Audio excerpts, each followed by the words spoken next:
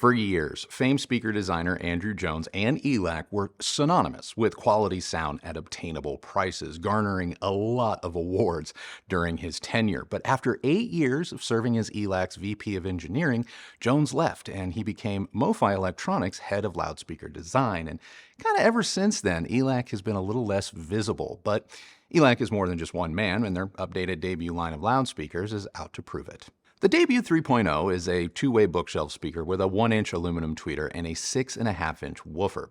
Now, this ported design and its stoutly braced cabinet is good for a reported frequency response of 42 Hz to 38 kHz, a nominal impedance of 6 ohms, and a sensitivity of 87 dB. Now, these figures should make the Debuts easier to drive and, in theory, make them compatible with a wide range of budget-oriented stereo and home theater components. The 3's build quality, I gotta say, it's top-notch. The new bookshelf is available in a single finish, so you better like a black ash cabinet, but the cabinet is shockingly inert. The front baffle's soft-touch rubber-like material, I think, elevates the design. The tweeter sits inside a smooth waveguide, and it sits low, and it intersects with the woofer surround for, I guess, greater coherence. And that's a design element found on the costlier 600 series from Bowers and Wilkins. Now, around back, you're only going to find a single set of high-quality 5-way binding posts. When it comes to setting up the Debut 3s, Elac recommends placing the speakers a foot or two away from your side walls and then experimenting with distance from your front wall to achieve best bass results. The distance between the speakers, now that should be equal to the distance from your listening position. From there, you can pretty much just experiment with toe-in, to obtain the right amount of focus throughout the soundstage, not to mention, get that rock-solid center image. We ended up with a little bit more distance between our side walls just due to the size of our room. But minus that, I gotta say, Elac's guidance ultimately resulted in the best possible response, which I'm gonna show you in just a moment. As for power, now I used the Marantz Model M1, Yamaha's 2000A, and Audiolab's 7000A for this review, and all 3 amps, no surprise, but they drove the Elacs to their fullest potential, while also allowing me to add a subwoofer to round out the Debut's bass performance, since obviously this is not a full-range speaker. I used the KEV KC92 crossed over between 60 and 80 Hz to round out the Elac's bottom end. Now, before I get to my subjective thoughts on the Elac sound, let's take a real quick look at their measurements, which were captured at levels of 75 and 85 dB, both in the near field and in room from our listening position.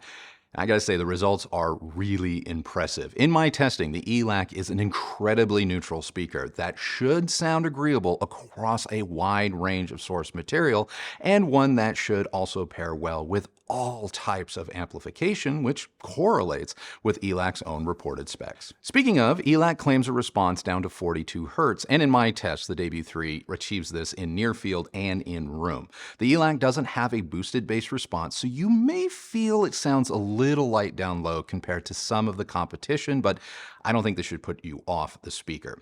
The mid-range is KEV level linear. There's a little roll-off as you transition into the treble, but for a touch of sparkle up top, Elac appears to juice the ultra high frequencies, but not so much that I believe folks should be worried.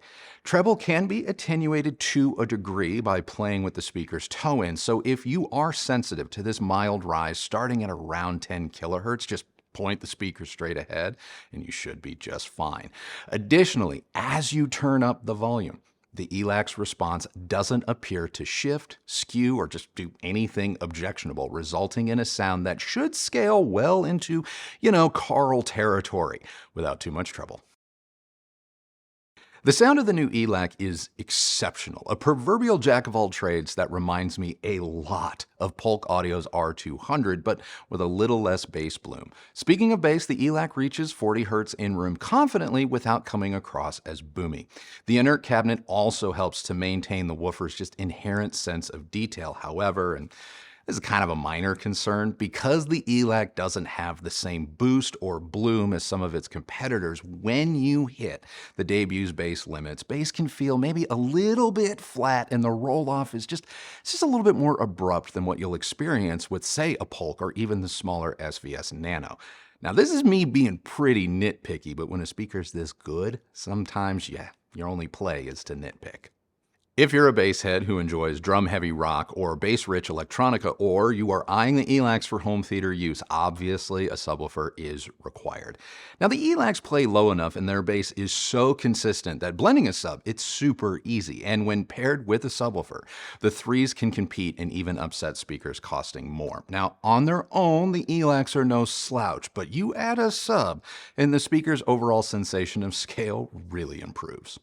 The Elac's mid-range is very reminiscent of Polk and Kef, even keel with just the right amount of natural detail without any part of an instrument or vocal range sounding artificially accentuated. When directly compared to the costlier B&W 600 series, the Elacs, now they may sound a little more muted or recessed in direct comparison, but in reality, they are simply the more neutral and, dare I say, accurate speaker. So if you prioritize signal purity, the Elac is truer to the source with far less manipulation of the all-important mid-range. This also makes the Debut 3 very agreeable across a wide range of music and movie genres, even recordings or mixes that may be less than stellar.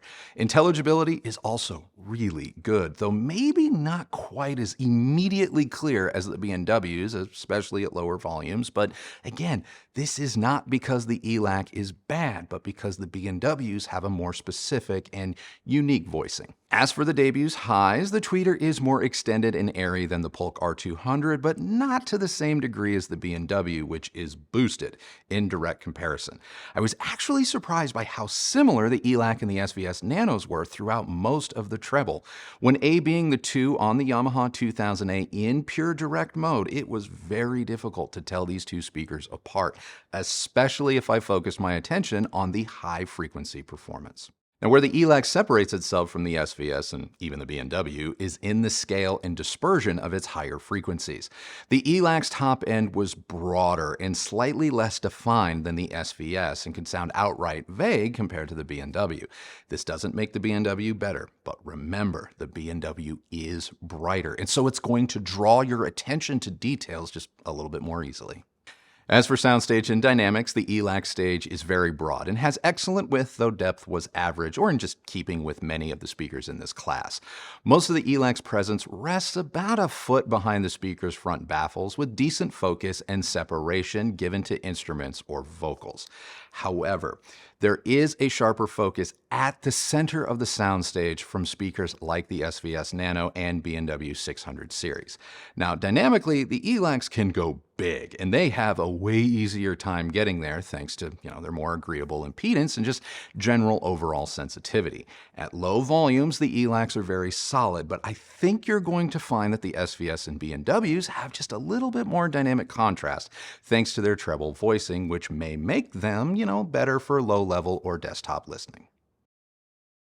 When it comes to speaker comparisons, this is a very competitive field, starting with the SVS Nanos. Now, these two speakers are very difficult to distinguish throughout most of the mid-range and treble. The SVS is a little bit better in the detail separation and focus department, but only just.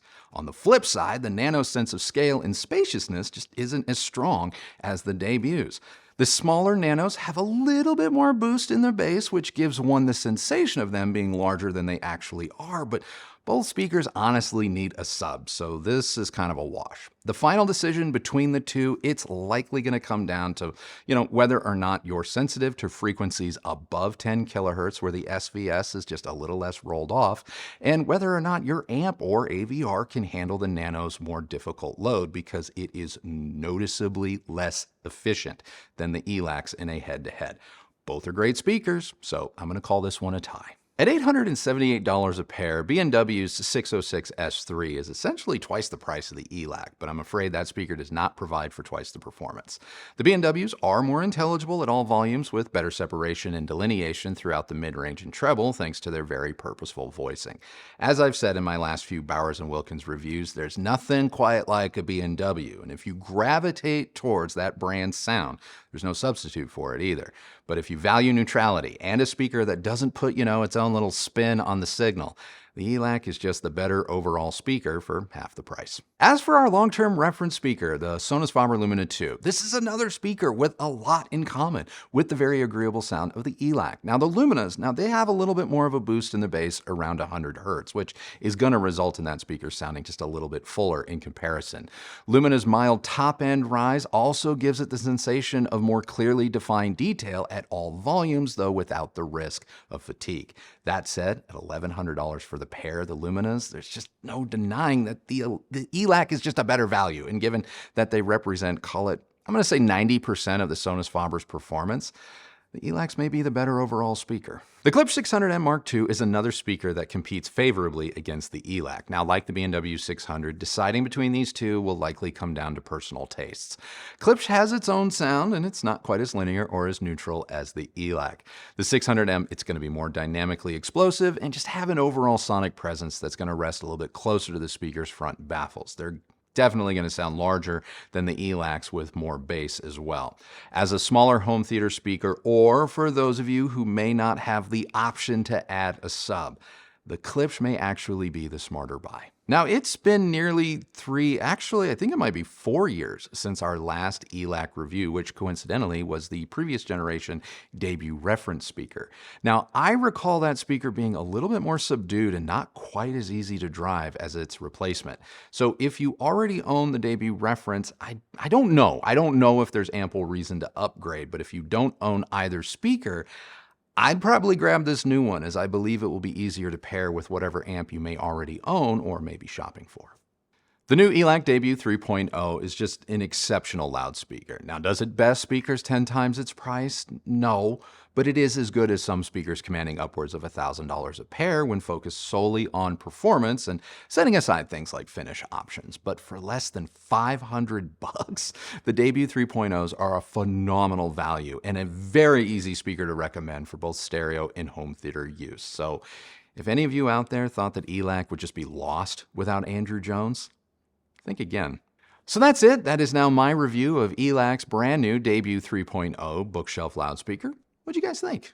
What do you guys think? What do you think of Elac in the post-Andrew Jones era? Let's get the conversation started, because I think this speaker is really, really good, and definitely one that you should have on your radar if you're looking for a really solid budget, high-performance bookshelf speaker. So, sound off. Oh, and if I missed any comparisons or anything that you want further information on, go ahead. Also leave that question down below, because you never know. Could end up in next week's Unplugged, where we're going to find out what Christy thought of this super neutral speaker. Until then, if you like this video, please do give it a thumbs up, like, and subscribe. Go ahead and ring that bell so that you're notified when new videos come out. If you use any of the links Christy's left for you down below, know that that's a great way that you've continued to show your support for this channel and the work that we both do here, and both of us thank you very much for doing that. Follow me on Instagram at Recovering Audiophile, and that is it for us today. So remember, the only person who has to like the sound of your system is you. So happy listening, everybody. Thank you so much for watching, and we'll see you on the next video.